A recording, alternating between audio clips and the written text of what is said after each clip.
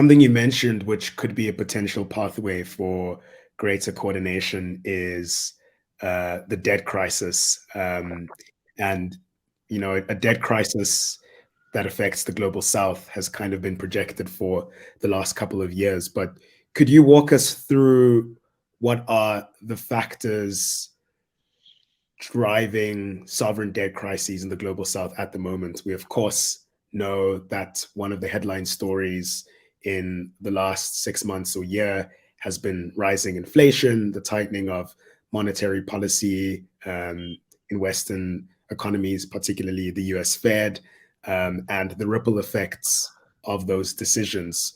So maybe we could take a step back and, if you may, give us a brief primer on what the current inflation crisis is all about, what sets this one apart, and why is it such a big problem for the global economy?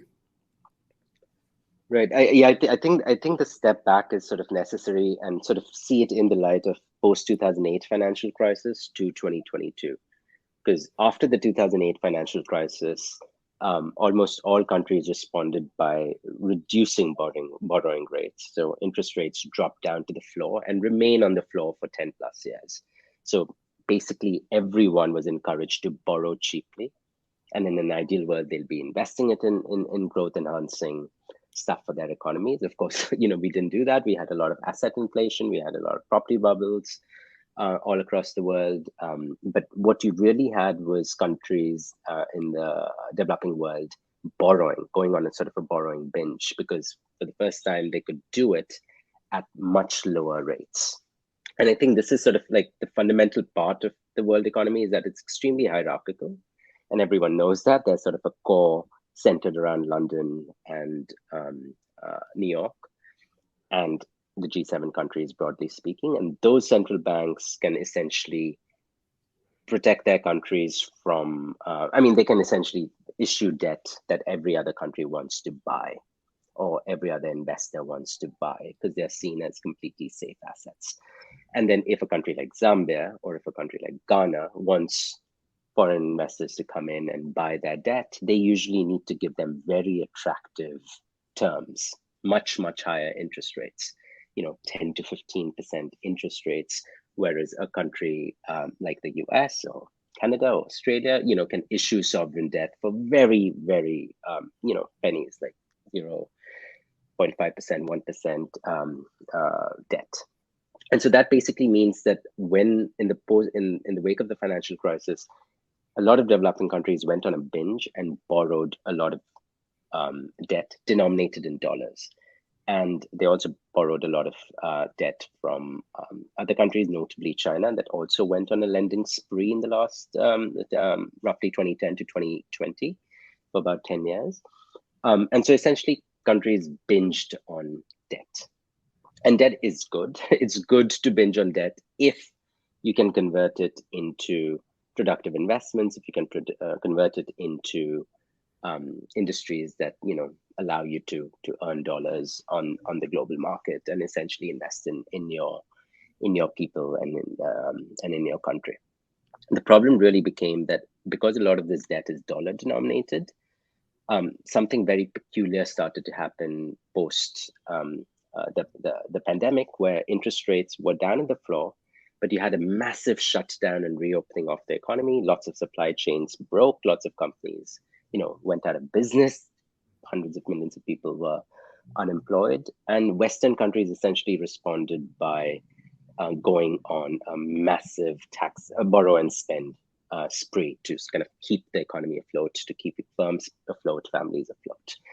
And the developing world was looking at the rich world, borrowing and spending on their people. And they're saying, hang on a minute, like, we'd like to do that. And it turned out for a country like India, or Brazil, or Mexico, to do that, they would, they would have to pay steeper prices on the global bond market. So some of them balked at that. So India, basically spent about 1 or 2% of GDP on its COVID sort of rescue program, family and firms rescue program, whereas a country like the US spent 25% of its GDP borrowing from the global markets and spending into people's pockets. So that really created a massive gulf that was, enormous amount of social crises across the third world by not being able to borrow at rock bottom interest rates, but instead paying a steeper price for it. And so over the last 10 years, they've just sort of built up an enormous amount of pile of debt.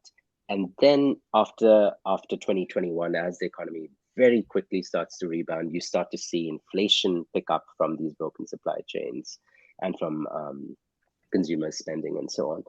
And essentially over the last year and a half, every country has been trying to break the back of inflation. And the way they've tried to do that is by making money more expensive.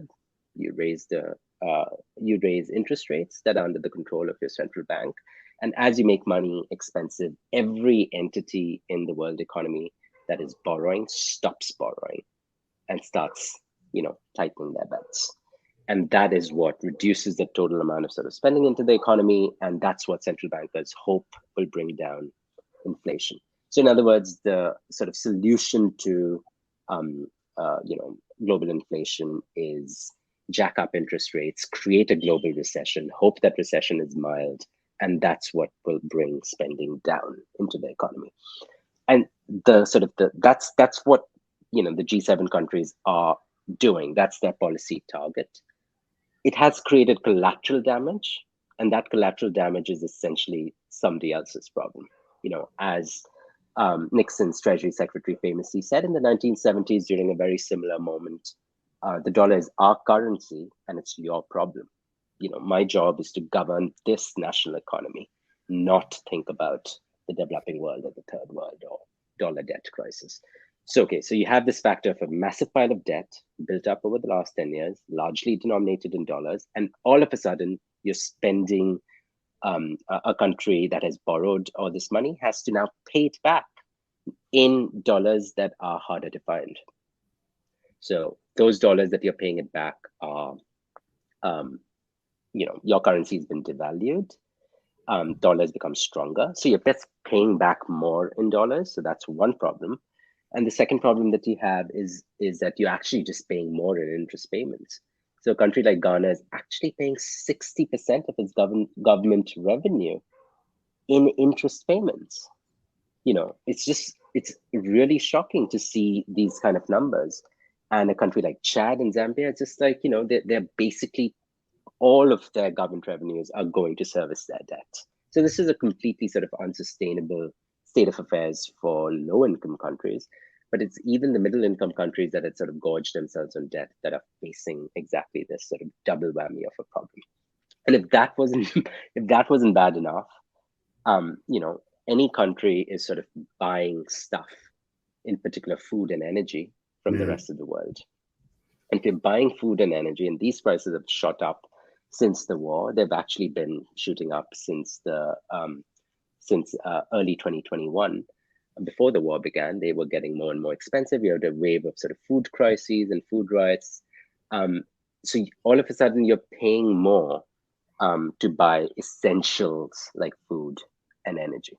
And we've seen this play out in every country. Every country that you can name has had, essentially society is boiling when the price of food and energy goes up.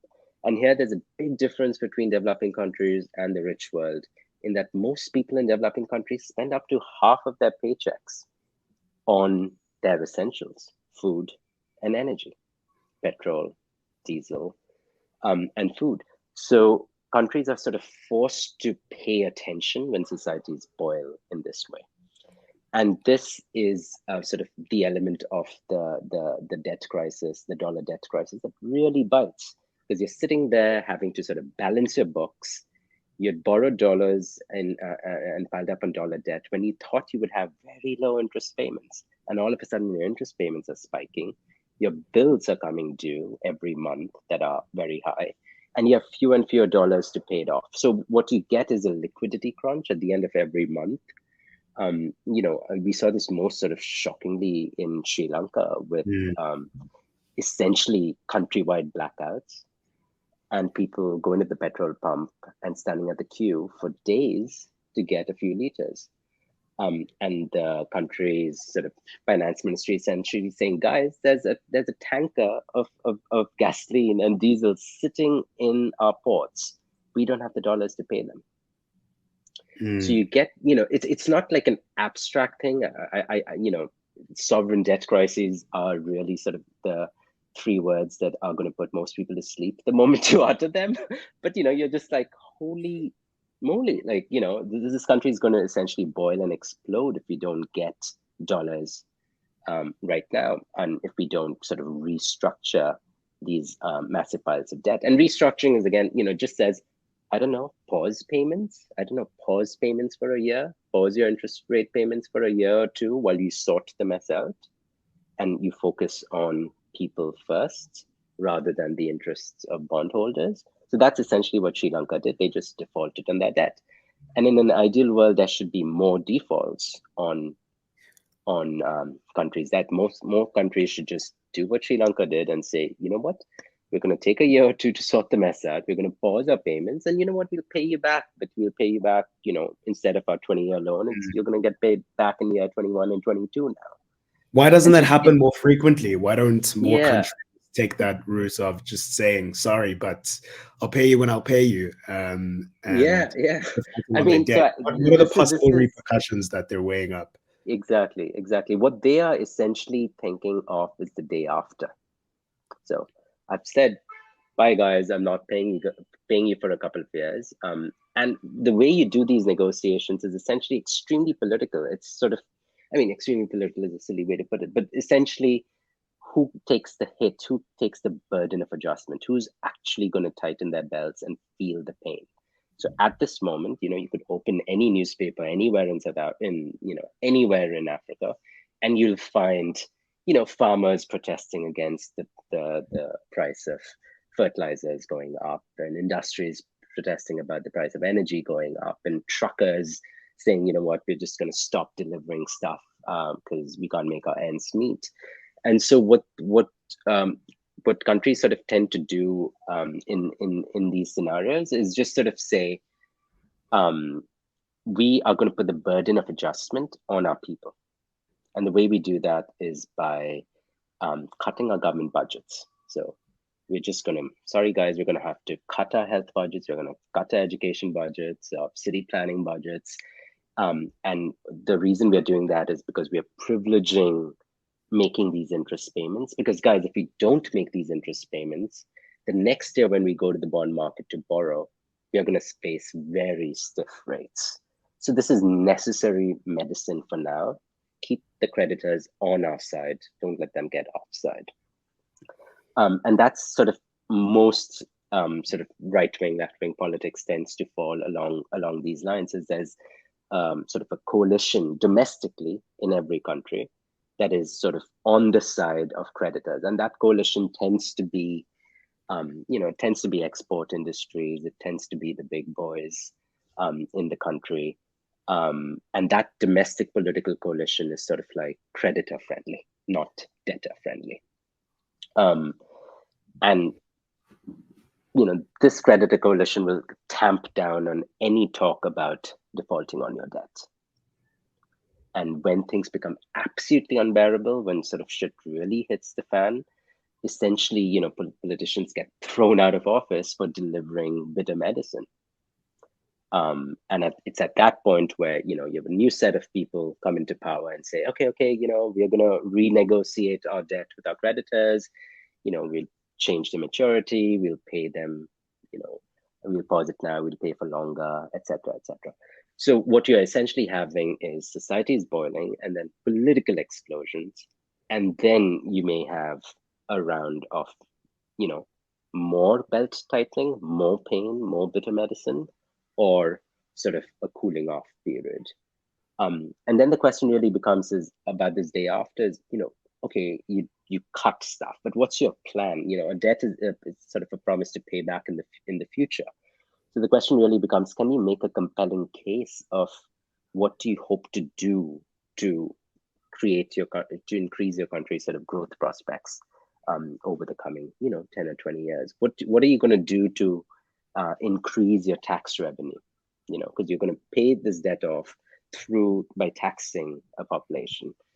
So can you really tax the baddies in your in your country? Can you really tax the mining guys and the oil kings and the steel tycoons? Can you do that? Yeah, it Or seems are like you gonna a catch 22 because the measures one has to implement in order to widen the tax base and increase tax revenues, as you say, will anger those resistant layers of capital, and at the same time also irritate creditors who often want to impose terms and conditions which are market and big yeah business friendly. So yeah, to ask this question, what can you do in that period after, when you face this dilemma of needing to increase growth prospects, but that relies on largely interventionist measures, but it also relies on also access to more debt, but you can't get access to more debt because you've still got an existing burden of debt. I mean, in this scenario, I think you need debt write-offs. You need to sort of wipe the slate clean, and you need to write off 10 or 20%. This is not something that is sustainable. And we are basically entering a period of high interest rates for the foreseeable future. And that's a very different world from the last 10 or 15 years, which is essentially a world of easy lose money, easy to borrow. So if you enter this new world, it's actually a new political world where creditor-friendly interests start to sort of take over countries domestically. And they'll all sort of say the same thing. They'll say we need to be pro-business. We need to cut taxes. Because if we don't cut taxes, businesses aren't going to invest, and if businesses don't invest, nobody gets any jobs. So don't cross them. And so you get these sort of like very sort of packaged narratives and sort of stories that appear, all over your TV and your news media, making the case for why we do need this round of austerity. But the problem with austerity and cutting budgets is that it really dampens the country's growth for decades. It creates enormous social pain on families, on farms and factories and on anyone you can think of, because they are cutting their spending now. That essentially usually leads to growth slowdown, stagnation, lost decades, massive unemployment. We've seen the story play out with the Euro crisis in the 2010s. Massive stagnation for the fortunes of millions of Spanish and Greeks and Italians and Irish countries. So this is kind of this is sort of the bad scenario of where we head to in 2023, 2024, because that debt mountain that I sort of talked about, the way it usually works is you just sort of roll over your debt. So whatever debts come due, you issue a fresh round of bonds to pay back the old ones. And this system works if interest rates are low, but when interest rates are going up and up, it's very hard to roll over your debt and issue any fresh debt because there aren't any buyers, and any takers want high interest rates to be enticed to hold your debt. So rolling over debt becomes a massive problem, and therefore you run into exactly those kind of monthly bill payments, liquidity issues, where you simply can't find the dollars on a month-by-month basis. So you run into this crunch, and the entire country can come to a screeching halt. So this doesn't really work for it's not just the creditors, debtors. It actually doesn't work even for the creditors, right? Because not all of them are going to get their money. They're essentially like squeezing blood out of stone. And so you tend to get creditor coalitions that kind of understand this. They've been through this this circus before. It's happened in the 1980s with the massive third world debt crisis, in the 2010s with the massive euro crisis. So people have sort of learned their lessons. Creditors have learned their lessons that you can't squeeze blood out of stone. You need to restore growth prospects in the country, and it's fine if we don't get 100 cents for every dollar we lent out. We shouldn't have probably been loaning it out to you. We'll be fine with 90 cents on the dollar, 80 cents on the dollar, 85 cents on the dollar. So you get creditor coalitions that sort of tend to agree with a particular political coalition in a country that says, right, we're going to do this. This is where we're going to cut our budget. This is where we're going to raise taxes. These are the kind of growth prospects and investments we're going to do. These are the regions, blah, blah, blah. And guys, this is going to work out. And so you need that kind of sort of agency, and you can't really be doing that on a country by country basis, because all of these countries that have borrowed a lot are in the same boat. They're all facing very similar problems. And so they need to negotiate together. And that goes back to the question that you asked before, who's doing the coordinating? You know, cartels are very hard to manage. A debtor cartel, like, have you ever done a rent strike in an apartment building? You know, coordinating 30, 50 people in a flat, and you all say, you know what, this landlord sucks, and, you know, there's rats and lice everywhere, and they haven't paid their bills, and so on. It's very hard to do. And that's essentially the kind of coalition that are cartels that are sort of being created right now.